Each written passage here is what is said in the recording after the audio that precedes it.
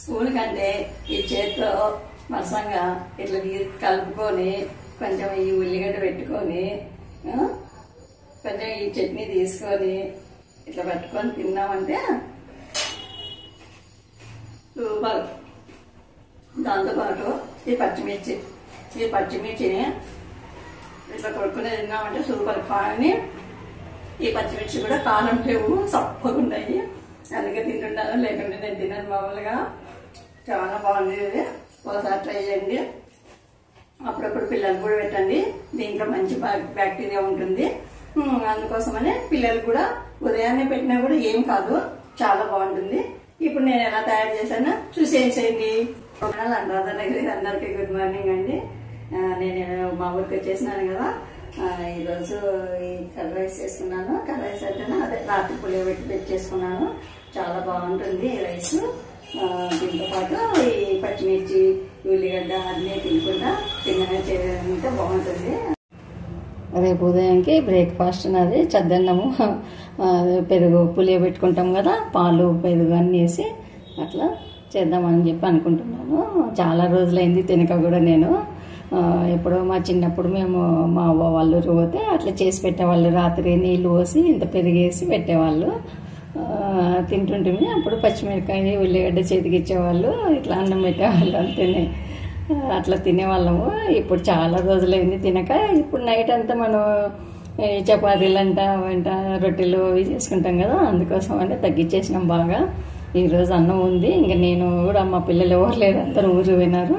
నేను ఒక్కదాన్ని అన్ను. సరే అన్నంలోకి పాలు అన్నీ పోసుకొని పులియబెట్టుకొని మార్నింగ్ తింటాను. చాలా బాగుంటుంది అది. ఇప్పుడు అన్నం మిగిలింది నాకు, అన్నము ఇప్పుడే నైట్ చేసినాను. ఈ అన్నం ఉంది, ఈ అన్నంలోకి పాలు పోస్తున్నాను. ఈ పాలు కూడా గట్టి పాలు కాదు, నీళ్ళ పాలు. మరి పాలు గట్టి ఉంటే మనము నీళ్ళు పోసుకోవాలా, పాలు అంతా గట్టి పాలు కాదు. అందుకోసమే పాలు గొర్రెచ్చ వేసేస్తున్నాను. ఇంకా అన్నీ పోస్తున్నాను, ఇంకా ఏం మిగిలియడం లేదు.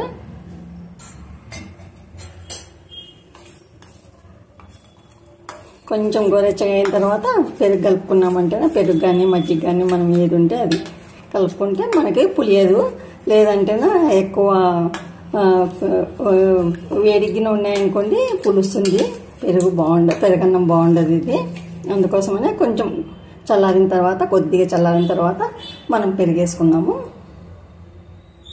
బాగా గోరెచ్చగా అయినాయి. ఇప్పుడు పెరుగు కూడా కలుపుకున్నాము. పెరుగు కానీ మజ్జిగ కానీ ఏదన్నా కానీ కలుపుకోండి. నేను పెరిగేస్తున్నాను. కొంచెం బాగా అంతా కలిపేద్దాం. ఇంకా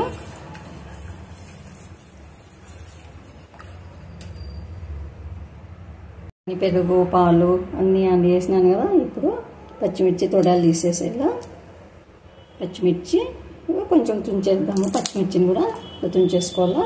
దాంతోపాటు ఉల్లిపాయ ముక్కలు, ఈ ఉల్లిపాయ ముక్కలు కూడా ఇట్లా కట్ చేసి వేసుకోవాలా. అట్లే వేయరాదు, మరి చిన్నగా కట్ చేయరాదు. ఇట్లా ఆడోటి వేసినామంటే చాలా బాగుంటుంది. ఇప్పుడు రాత్రంతా దీన్ని పులియబెడదాం. ఇంకా చోట పెట్టినామంటే పులుస్తుంది, మరి పులుపు ఉండదు. ఇది చాలా బాగుంటుంది. ఉదయం చూద్దాం. ఇంకా నిన్న రాత్రి పెరుగు పాలు అన్నము కలిపి పెట్టుకున్నాం కదా, ఇప్పుడు చూద్దాము. ఇంకా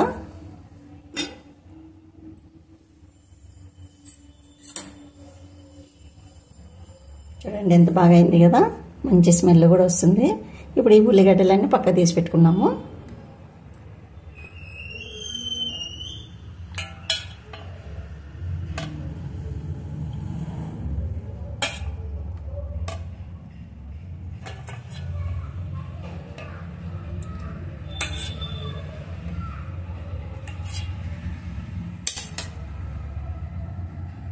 ఉప్పు వేసుకున్నాము.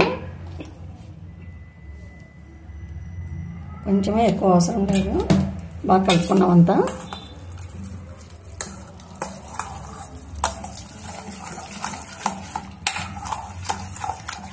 మీకు పాలు గట్టిగా ఉంటే ఇట్లా రాదనమాట, మరీ గట్టిగా అయిపోతుంది అన్నము.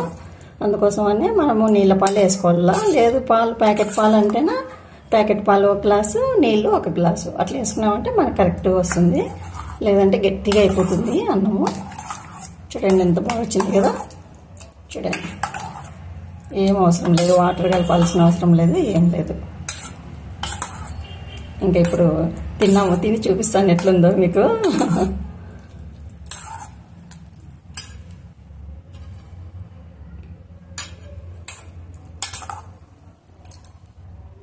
ఇది పచ్చి మామిడికాయ తొక్కు చేసినాను నేను. నా దగ్గర మామిడికాయ ఊరగాయ లేదు, అందుకోసం అని చెప్పేసి పచ్చి మామిడికాయతో ఇట్లా తొక్కు చేసుకున్నాను. దాంతోపాటు మన పెరుగన్నం.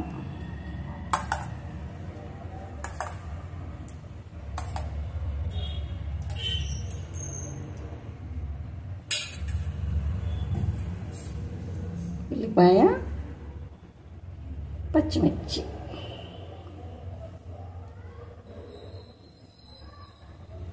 కదండి నేను పెరుగన్నము ఎలా తయారు చేశానో. మీకు నచ్చినట్లయితే లైక్ చేయండి, షేర్ చేయండి, సబ్స్క్రైబ్ చేసుకోండి. మరో మంచి రెసిపీతో మేము ముందుంటాను. ఓకేనండి, బాయ్.